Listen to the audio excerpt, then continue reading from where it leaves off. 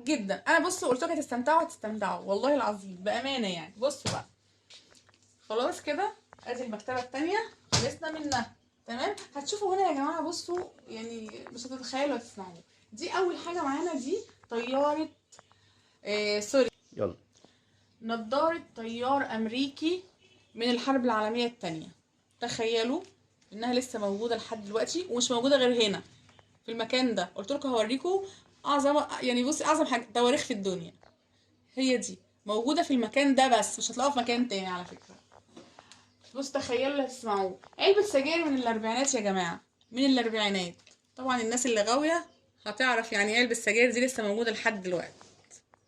تمام، بصوا هنا في ايه؟ اصغر مصحف في العالم، مصحف عثماني يا جماعه، مصحف عثماني بالجراب بتاعه.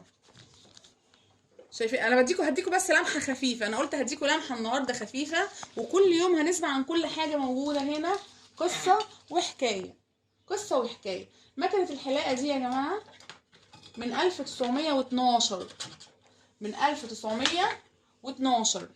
مش متخيلين، انا مش متخيله انها لسه موجوده لحد دلوقتي بجمالها وحلاوتها دي.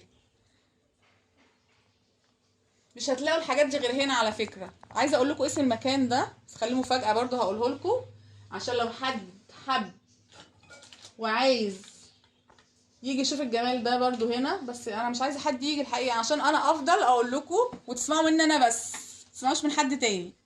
تمام